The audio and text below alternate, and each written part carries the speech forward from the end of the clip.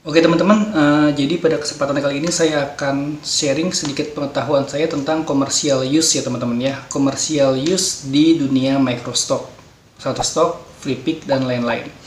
Oke, dimana commercial use ini sering sekali disalahartikan oleh kontributor baru ya, atau pemain microstock baru, atau mungkin pendownload dari situs microstock tersebut ya, di mana mereka berpikir bahwa commercial use itu kalau sudah di-download bisa dijual lagi ya, bisa dijual lagi. Jadi sehingga ada fenomena di mana ada kontributor Shutterstock yang kena ban karena mereka mendownload gambar dari Freepik yang katanya commercial use, dan mereka berpikir itu bisa dijual lagi di Shutterstock, atau beli dari Shutterstock dan dijual lagi di situs lain ya teman-teman ya. Ini ada kemungkinan kurang pemahaman tentang commercial use, atau juga mungkin penyebab lain, mungkin karena cari untung namun tidak memahami lisensi ya.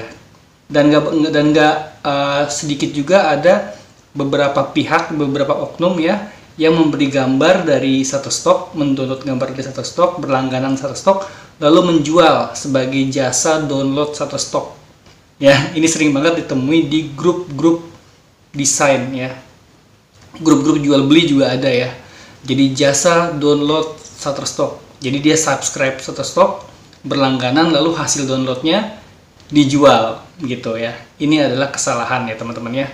Jadi commercial use di sini artinya adalah aset grafis yang boleh digunakan untuk keperluan komersial. Contoh dari keperluan komersial itu adalah media promosi ya, seperti advertising ya, banner di sosmed, atau brosur yang dicetak ya. Itu pun ada batasannya. Contoh di Shutterstock ada batasan, yaitu 500.000 kali kopi atau 500.000 print ya. Setelah itu harus beli lagi dengan lisensi yang sama, atau kalau pengen tanpa batas maka berinya yang enhanced license gitu teman-teman ya. Lisensi commercial use bukan resell use ya, beda ya teman-teman ya. Kalau teman-teman sering lihat produk digital yang lisensinya MRR atau Master Resell Right ya, itu bisa dijual lagi. Tapi di situs microstock tidak ada lisensi yang seperti itu teman-teman. Jadi pada umumnya, dan bisa dibilang seluruh microstock agency itu biasanya lisensinya commercial use, nggak ada resell use ya teman-teman ya. Jadi kalau untuk dijual lagi sangat tidak mungkin, dan sudah pasti menyalahi peraturan atau menyalahi lisensi yang diterapkan oleh situs microstock tersebut. Dan pertanyaan pun berkembang ya. Jadi ada yang nanya juga, boleh nggak dipakai buat ngelayanin klien? Tentu saja boleh, dan memang itu tujuannya, selama kliennya nanti menggunakannya untuk keperluan komersial juga ya, bukan untuk dijual lagi ya. Jadi untuk kebutuhan komersial seperti periklanan dan promosi dari produk yang kita jual itu boleh, dan dipakai juga untuk melayani klien untuk mempromosikan barang dagangannya, membuat iklan, membuat brosur dari klien. Misalkan teman-teman menjadi seller di Fiverr ya, lalu teman-teman berlangganan Shutterstock, itu boleh dipakai untuk melayani kebutuhan klien dalam urusan komersial, advertising, promosi, dan lain-lain. Itu boleh ya. Pokoknya yang tidak boleh itu adalah, yang paling harus teman-teman ingat, yang tidak boleh dari lisensi commercial use adalah dijual lagi sebagai produk digital. Kalau sudah dicetak seperti kaos dan sebagainya untuk kebutuhan merchandise, itu boleh merchandise-nya dijual lagi, dan itu pun ada kuotanya yang saya bilang tadi, 500.000 kopi ya. Nah teman-teman pasti bingung ya, 500.000 kopi terus nggak boleh dijual lagi, itu kira-kira siapa yang ngawasin ya gitu ya, siapa yang ngawasin, siapa yang bisa bikin pakem atau mencegah hal itu terjadi ya.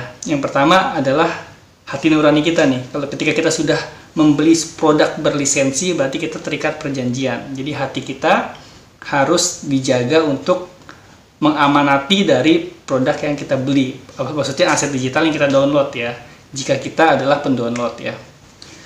Dan selain daripada itu, lembaga hukum di suatu negara juga bisa ikut terlibat ya jika ada pelanggaran lisensi seperti ini ya. Mungkin kalau di sini ada haki ya, koreksi kalau saya salah ya. Di Amerika mungkin ada lagi, di negara lain mungkin ada lagi ya. Dan seberapa kuat sih mereka mengatur itu semua?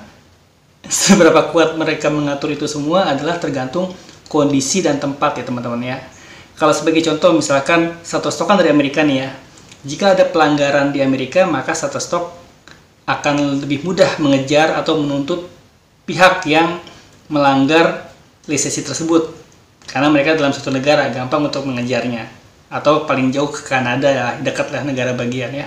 Namun gimana jika Shutterstock ini punya Amerika nih, terus yang melanggar lisensi di Indonesia, itu gimana?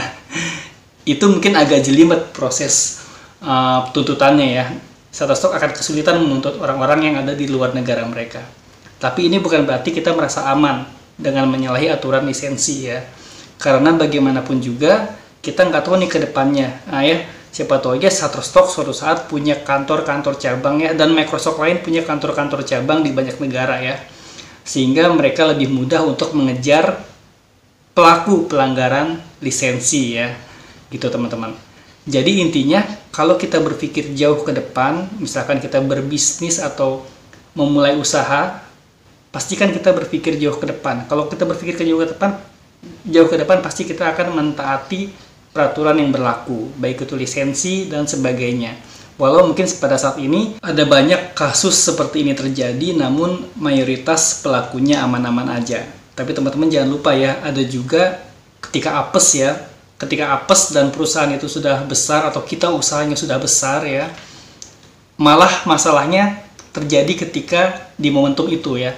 Jadi banyak ya fenomena di mana perusahaan besar dituntut karena masalah royalti, karena masalah copyright dan masalah lisensi ya. Jadi seperti itu ya. Jadi mumpung masih lingkup Microsoft, memulai langkah Microsoft seperti ingin mencari untung di Microsoft ya, atau mencari untung dari gambar-gambar di Microsoft ya, usahakan tetap ikuti pakem yang ada ya, karena itu akan menjadi habit kita ya ketika bisnis kita sudah berkembang ya. Jangan sampai nanti sudah berkembang kebiasaan ya, akhirnya begitu sudah orang banyak yang menyoroti kita ya, karena perusahaan sudah besar, kita sudah dikenal, dan tiba-tiba kita melakukan kesalahan ini karena sudah kebiasaan, akhirnya nggak cuma kerugian berupa finansial seperti denda dan lain-lain ya, tapi reputasi sebuah brand atau usaha kita yang sudah maju nantinya pun juga akan ternodai ya. Apalagi sekarang di era digital ini kan cepat banget ya informasi tersebar ya. Contohnya di kalangan netizen di segmen desain nih, mereka sangat kritis jika ada fenomena seperti ini ya, penjiplakan, penyalahan lisensi atau pembajakan karya. Mereka teman-teman kita ini seorang desainer yang juga netizen aktif dalam mengkritik dan dalam menyoroti fenomena ini. Jadi kita juga mengapresiasi mereka ya, yang memberikan efek jera pada pelanggar lisensi dan pelanggar copyright ya. Oke, itu aja dari saya. Semoga pembahasan ini bisa menjadi mindset teman-teman bagi yang baru memulai ya. Jangan sampai berpikir commercial use itu bisa dijual lagi. Dan apapun bentuk lisensinya sebaiknya dibaca dengan seksama, dibaca dengan hati-hati ya. Karena kita pun dari kecil sebenarnya diajarkan untuk biasakan membaca ya. Tanamkan minat baca ya, gitu maksudnya. Ini apa? Jadi kenapa ditanamkan mindset tanamkan minat baca? Karena ini jika ada urusan yang seperti ini, kita harus jeli, teliti membacanya ya. Membaca literasi ya, memahami perjanjian itu harus penting, harus tahu ya. Dan kita harus mulainya dari yang lingkup terkecil, dari langkah awal ya, bagi teman-teman yang yang ingin menggeluti dunia Microsoft ini ya. Jangan sampai salah memahami lisensi. Semoga bermanfaat. Wassalamualaikum.